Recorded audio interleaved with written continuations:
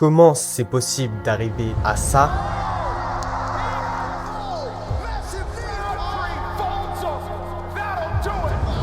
Quand on part de là. I got to a point where I was very, very depressed, suicidal. I was smoking 2 packs of cigarettes a day. Damn. I only drank soda or alcohol. I think I'm gonna die. And like I woke up in a panic. I just didn't see the meaning of life.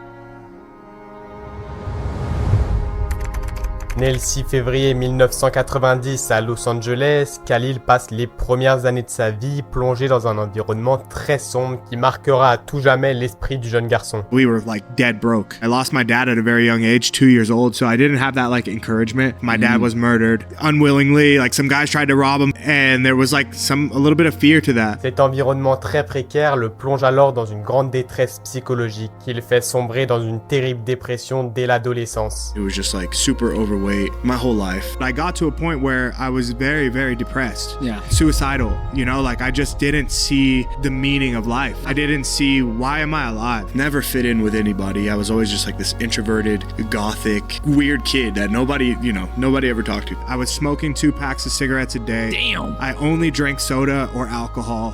I only ate fast food. And then by 19, I got up to 305 pounds. I thought I was gonna die in my sleep. Without even knowing it, that was all aiding in my depression, aiding in my anxiety, all of these like emotions that I was feeling. It wasn't doing anything to make it better. Mais alors que Khalil se dirigeait vers une fin tragique et douloureuse, sa vie va connaître un événement qui va chambouler son quotidien. I remember one night, I just felt my heart pumping ridiculously. And I was just like, no way. This is like, I think I'm gonna die. And like I woke up in a panic. Something snapped in my mind. We're like, okay, I have to do something differently. I couldn't live the same way that I was living anymore.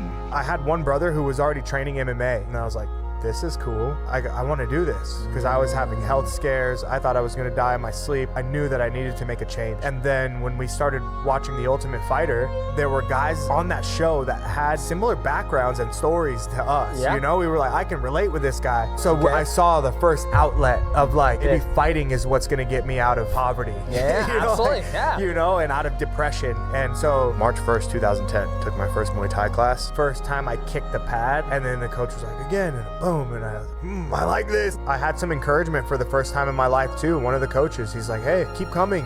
There could be something for you here. Et petit à petit, en supprimant ses mauvaises habitudes les unes après les autres, Khalil réussit à entrer dans la condition physique d'un véritable athlète. Et après avoir remporté 6 de ses 7 combats en amateur, il démarre sa carrière professionnelle de MMA. Et Khalil montre dès ses premiers combats la part de sauvagerie et de violence qui sommeille en lui. Il roule sur ses 4 premiers adversaires et réussit à participer à la télé-réalité dit Ultimate Fighter qu'il révèle aux yeux du monde entier. Son style brutal voire animal correspond exactement à ce que recherche l'UFC qui va donc malgré sa défaite en finale de l'émission lui accorder un contrat de 3 combats.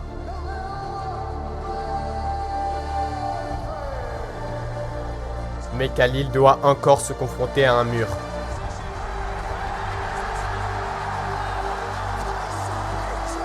Alors qu'il pensait pouvoir enfin entamer son chemin vers son rêve, il doit à nouveau se confronter à la dure réalité qui modifiera totalement sa manière de voir les choses. That's when I met my strength and conditioning coach. We met randomly in the gym. He's like, what are you training for? And I was like, I'm a UFC fighter. What are you talking about? Yeah. And he's like, no, you're not. He's like, you're not a professional athlete. You can't even touch your toes. Like, you can't even squat. I started like bringing these like reality to my mind. He was Lorenzo, his name. He was a really big like pivotal moment in my life. Et le changement est radical. Khalil est plus puissant, plus explosif, mais surtout plus sauvage que jamais. Il roule sur chacun de ses adversaires en obtenant un taux de finish au premier round de 100%. When the time comes, if I touch someone with the left hand, like a lot of times they go down. It's happened numerous times. I want to fight the hardest guys. Give me a guy at the top. Going forward, every fight's going to get tougher. Every fight's nervous. Every opponent's tough. That's why we're in the UFC. I want to get better. I want to keep training. I want to develop new tools, you know. Mais malheureusement, et vous commencez à le comprendre maintenant, dans la vie de Khalil, la paix est toujours de courte durée.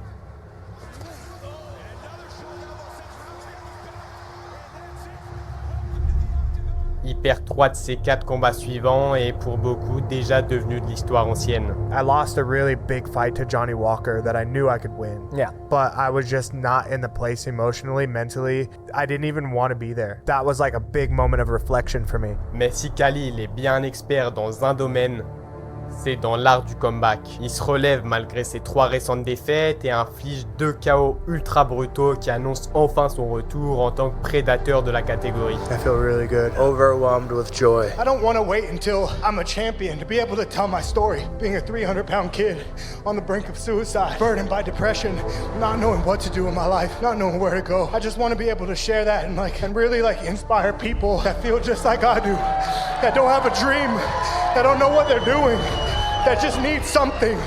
I want to be able to share my story with these type of people, because maybe those are some lives that I can change. For the next Khalil that's maybe sitting on his couch right now, a little bit overweight, what's your message to them?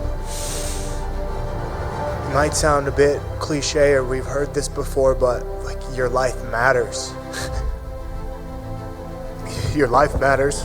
You can be special, you can be strong, you can be seen, you can be heard. Life is beautiful if you make it that way. Mais l'histoire s'arrête pas là. Au contraire, elle fait que commencer pour Khalil parce qu'après ces 2 victoires ultra médiatisées, il avait enfin l'occasion d'affronter un premier combattant classé à l'UFC Vegas 63. Il s'oppose donc à l'américain Dustin Jacoby, invaincu à l'UFC et lui aussi réputé pour son striking explosif. In the UFC top 15 and up, even below, it's all tough opponents, and I don't take anybody lightly. I can't wait to go out there and get the job done on Saturday. And I come in here, I do my job, and I get an opportunity to go out there and prove that I'm the better fighter. I think it's something that I aim for, something that I ask for, and a shot that I got. How do you see this thing playing out when you play it out in your mind? I'm gonna leave that for a surprise. Et après un premier round où les 2 combattants prennent plus ou moins la température de l'autre, le combat est définitivement lancé. Et le moins qu'on puisse dire, c'est que la violence est au rendez-vous. Frappe après frappe, overhand après overhand, Khalil commence à prendre l'avantage sur son adversaire jusqu'à totalement lui rouler dessus dans le 3e round.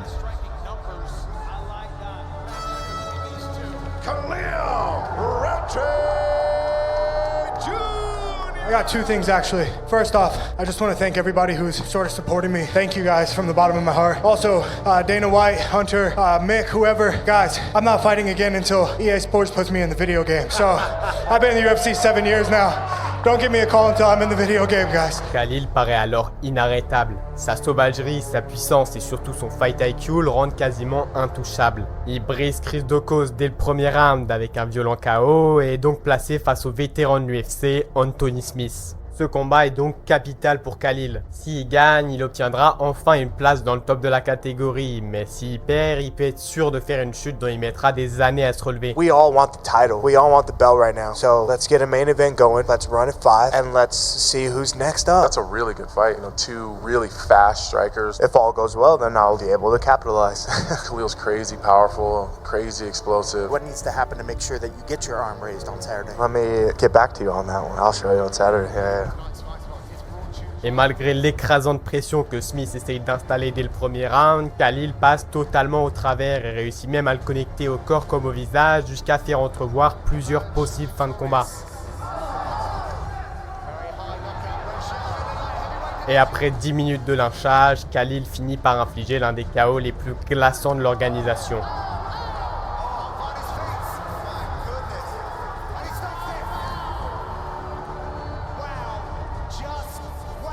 In my mind, I feel like it's time to have a champion at home. And so I'm in the top 10 now, and the only thing that I want to do is fight Alex Pereira. I know that I have other people that I need to possibly fight, but I think that that's a fight that the fans would want to see. So I know I'm just entering into the top 10. But Dana, Hunter, if you guys pay attention to what the fans are saying, I think that that's something that they want to see sooner than later. Et grâce à sa série de 5 victoires consécutives, dont 4 finishes, l'UFC offre à Khalil l'opportunité de combattre pour le titre en affrontant l'actuel champion des poids mi-lourds, surnommé l'homme au point de pierre, Alex Pereira. When I got the call, it was like a phone call from God. On a random Wednesday, I just get a phone call from UFC and, hey, how's your day going? And I'm like, terrible. Because I was like, no, I actually was having probably the worst day. Well, I got some good news for you. You're going to fight Alex on October 5th. I look over, I'm like, this is not true. I don't plan to shoot any takedowns. Khalil Rountree Jr. has never attempted a takedown inside the UFC. Yeah, not one. Not one.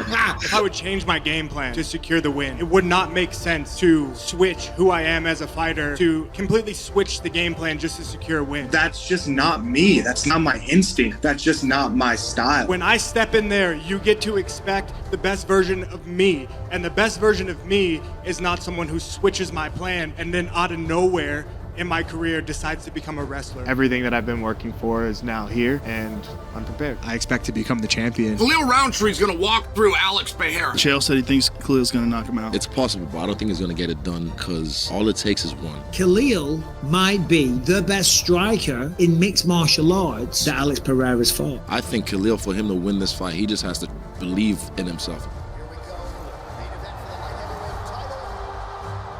Le combat démarre et la tension devient écrasante. Les deux combattants savent très bien que chacune des frappes envoyées sera potentiellement la dernière.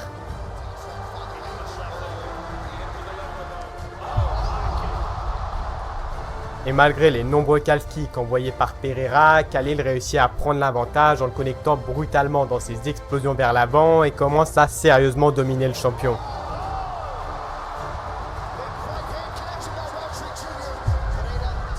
Mais après 10 minutes de combat aussi intense que violente, Khalil commence à montrer des sérieux signes de fatigue. Ses explosions vers l'avant sont plus lentes et les nombreux calf kicks envoyés par Pereira finissent par douloureusement se faire sentir.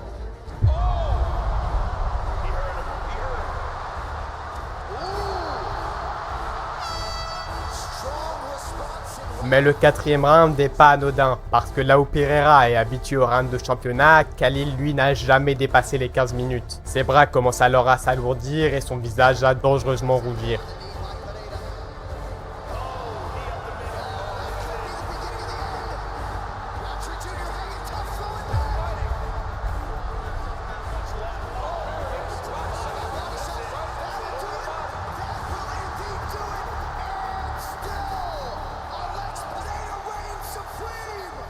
My thought coming into this fight was just to be grateful, really. Everybody heard my story, but I was just really excited to come in here. And I really just embraced the moments all the way up to this moment. I love you guys. I swear to God, I'll be back one day. Khalil. I'm so happy for everything that I went through, honestly. Like, there was nothing that was going to take away like my shine or my joy. Everything seems very different now. I'm gonna continue to get better. Like I'm still hungry, you know, like I still think that there's so much room for me to grow, especially after this fight. I'm inspired now that I felt it, now that I've been in there, you know, with the best in the world. Now I'm motivated. Like it feels like this is just the beginning now. There's so much room for me to grow, and I think that's going to help in my confidence moving forward and whoever I fight next. It really feels like the beginning. Mais cette défaite est loin d'être la fin de l'histoire. Comme il le dit, c'est qu'un nouveau point de départ. Parce qu'après s'en être rapproché de si près, Khalil veut à tout prix remporter cette ceinture. Et ça tombe bien parce qu'il n'en a jamais été aussi près. Après avoir remporté son combat contre Hill, Khalil s'est enfin hissé dans le top 5 de la catégorie et affronte donc ce samedi le monstre Jiri Prochazka pour déterminer qui sera le prochain à combattre pour le titre contre Ankalaev. Mais quoi qu'il arrive à l'UFC 320, Khalil Rountree mérite sans aucun doute tout notre respect pour avoir réalisé l'un des parcours à l'UFC des plus touchants, violents mais surtout humains.